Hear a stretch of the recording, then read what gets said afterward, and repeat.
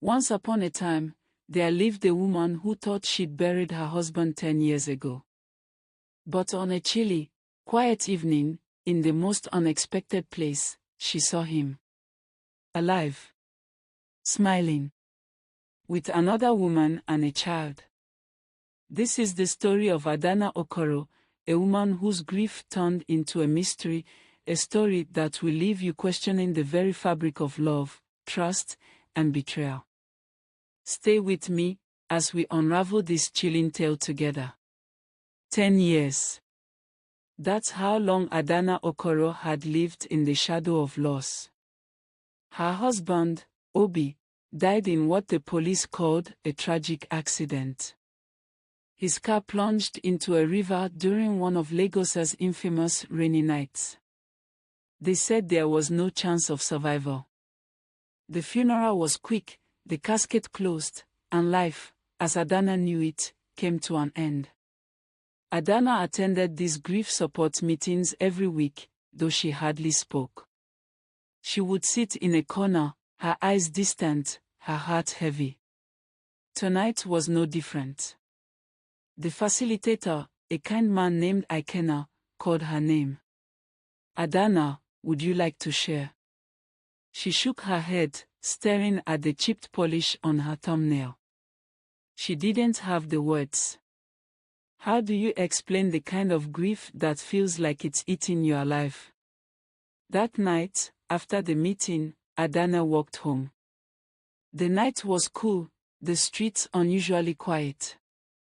She hadn't planned to stop anywhere, but something about the small bookstore at the corner caught her eye. Warm light spilled through its windows, and the sight of old books stacked high felt like an invitation. She stepped inside, inhaling the scent of paper and cedar. It was in the third aisle that she saw him. At first, she thought her mind was playing tricks. A tall man, his hair touched with gray at the temples, wearing a scarf that looked handmade.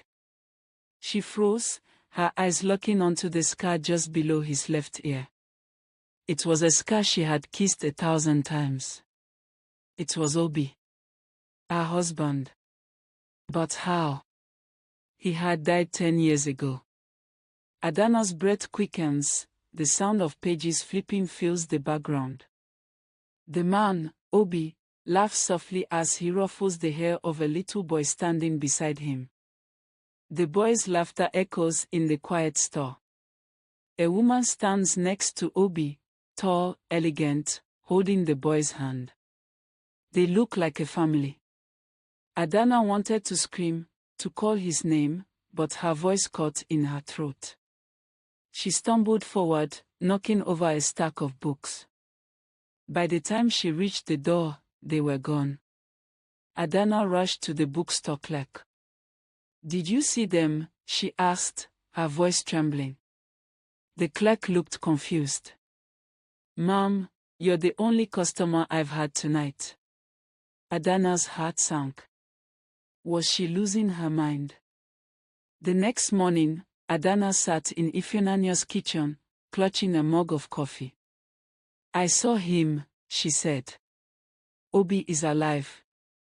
Ifunanya frowned, concern etched on her face. "Adanna, it's been 10 years. Grief does strange things to the mind." Adanna slammed her mug down. "I knew you wouldn't believe me." She stormed out, determined to find the truth. Adanna's desperation led her to Iskolu, a grizzled investigator known for uncovering the impossible. She showed him a sketchy photo she had snapped outside the bookstore, and to her shock, he agreed to help. A week later, Is called her. "I have something you need to see." They met at a small cafe. He slid a manila envelope across the table. Adanna opened it with trembling hands. Inside were photos of Obi, alive, using a new name, living in a suburban neighborhood just outside Lagos. "Your husband faked his death," he said, his voice grave. "Nobody does that unless they're running from something or someone." That day Adanna continued to investigate. She parked on a quiet street, her hands gripping the steering wheel. The house was ordinary, almost painfully so. She watched as Obi stepped out, carrying a bag of trash. He looked happy. Normal. Adanna's heart raced. What kind of man leaves his wife to grieve for 10 years while he starts a new life? But before she could step out, a neighbor called her name. Adanna. Good to see you again. Adanna froze. I'm sorry, do we know each other? The neighbor looked confused. Of course. We talked last week. You said you just moved here. That evening, Adanna returned to her apartment, her mind spinning. Was she losing time? Had she been to that neighborhood before? At that moment, her phone buzzed, a number she didn't recognize. Meet me at Cliffside Cafe tomorrow. 10 a.m., the voice said. Who is this? Adanna demanded. The voice chuckled. You'll find out soon enough. After the call, Adanna opened her door and found a mysterious package wrapped in plain brown paper. Adanna sat on the edge of her bed, her hands trembling as she unwrapped the brown paper. Inside was a small leather-bound notebook, old and slightly worn, with the initials O embossed on the cover. It was Obi's. She recognized it instantly. Her heart raced as she flipped through the pages, each filled with hastily scribbled notes, numbers, and what looked like a series of coded messages. One page caught her attention, a map of Lagos, marked with red circles.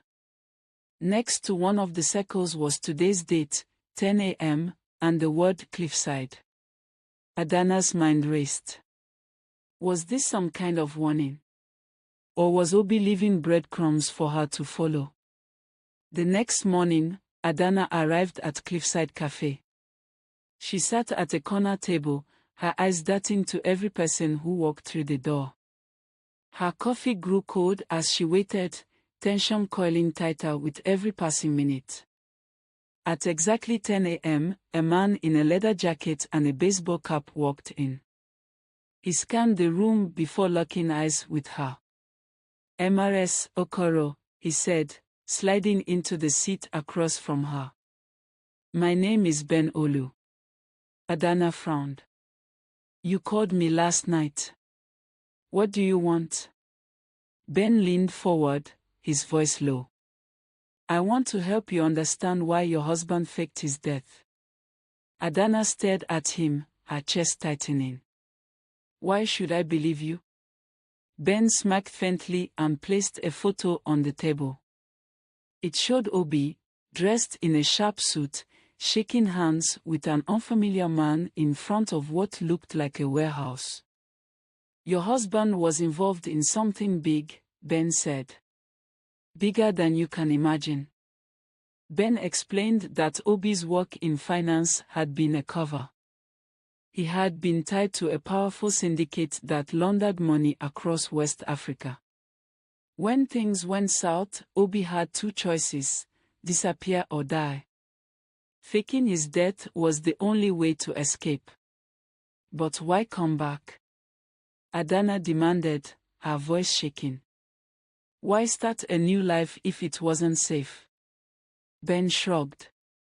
That's what we need to find out. He slid another photo across the table, this one grainy but unmistakable. It was Ngozi, the woman from the bookstore, standing outside the same warehouse. She's part of it, Ben said. And the boy? I don't know where he fits, but he's important. Adanna felt like the ground was slipping out from under her. Her husband was alive, but he wasn't the man she thought he was. And now, she was tangled in a web of secrets that could get her killed. Later that day, Adanna and Ben parked near the warehouse from the photos. The building loomed large, its windows covered with grime, its surroundings eerily quiet. Ben handed her a pair of binoculars. "We watch first. No sudden moves," he warned. Hours passed as they observed people coming and going, men in suits, workers unloading boxes, and, finally, Ngozi. Adanna's stomach churned as she watched her interact with the men like she was in charge. "She's not just part of it," Adanna whispered. "She's leading it." Just as Ngozi stepped outside to make a phone call, Ben's phone buzzed. He frowned as he looked at the screen. "We've been spotted," he muttered. Before Adanna could react, a black SUV screeched to a halt in front of them. Two men stepped out, their faces cold, their eyes calculating. "Adanna Okoro," one of them said, his voice chillingly calm. "You shouldn't be here." Adanna's heart pounded as the men motioned for her to step out of the car. Ben reached for something under his jacket, but the second man raised a hand. "Don't even think about it." As Adanna stepped out, Ngozi appeared at the warehouse entrance, her expression unreadable. "Bring her inside," she said. The men grabbed Adanna, dragging her toward the building. Ben followed, his jaw clenched, his hand still hovering near his concealed weapon.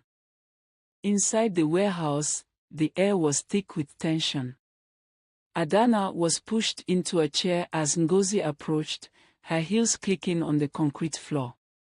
"So, you've come looking for answers," Ngozi said, her voice smooth but cold. "I suppose you deserve some." Ngozi leaned in, her eyes locking with Adanna's. "Obi isn't the man you think he is. He's done things, terrible things, to protect you. To protect that boy." Adanna's breath hitched. "The boy, is he Obi's son?" Ngozi smirked. "You could say that." Before Adanna could process this revelation, the warehouse door burst open. A group of armed men stormed in, shouting orders. Chaos erupted as gunfire echoed, and Adanna hit the floor, covering her head. In the midst of the chaos, she saw Obi, her Obi, pulling Ngozi toward an exit. Adanna and Ben barely escaped the chaos. Outside, as sirens wailed in the distance, Adanna turned to Ben, her face pale. "What just happened?" she whispered. Ben shook his head, his expression grim. "This is just the beginning," he said. "If Obi is back in the game, things are about to get much worse." As Adanna sat in Ben's car, staring out at the chaos behind them, she couldn't shake the feeling that this was only the tip of the iceberg. Obi was alive, but at what cost? And what secrets was he still hiding? The night after the warehouse chaos, Adanna sat in her dimly lit apartment, staring at the leather notebook once again. The map, the codes, the red-circled locations, it all felt like a puzzle she wasn't meant to solve. But one thing was clear, Obi had been trying to protect someone. She just didn't know who, or why. Her phone buzzed. A message popped up, "Come to 12 Ebony Street at midnight. Alone." It was from an unknown number, but she knew exactly who it was. Obi. At midnight, Adanna went to the address. It was an abandoned factory. Her footsteps echoed in the empty space. At the center of the room stood Obi, his face shadowed, but unmistakable. "Adanna," he said, his voice heavy with emotion. "You shouldn't have come." She stepped closer, her heart pounding. "Why, Obi? Why did you leave me to grieve for 10 years? Why fake your death? Was it to be with her? Was it to have another family?" Obi sighed, running a hand through his hair. "You don't understand," he began. Ngozi isn't my lover. She's my sister. Adanna froze. Your sister?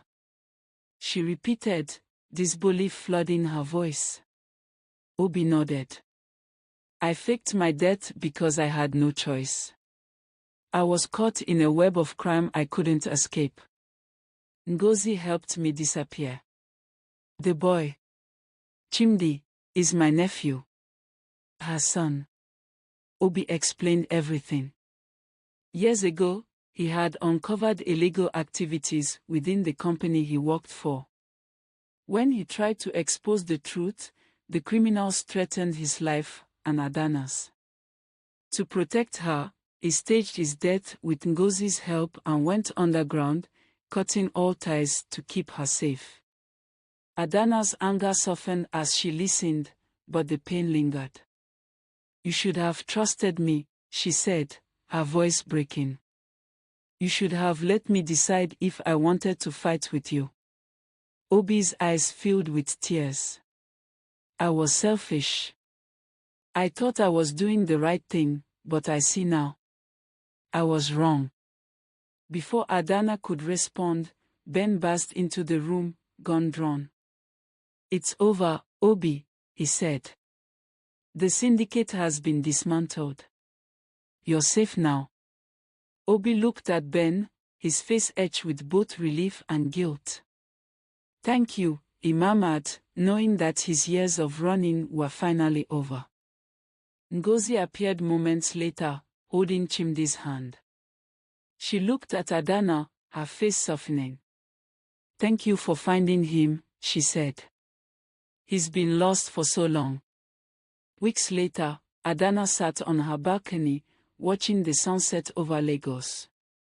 Beside her was Obi, his hand resting lightly on hers. It wasn't easy to forgive him, but she was learning.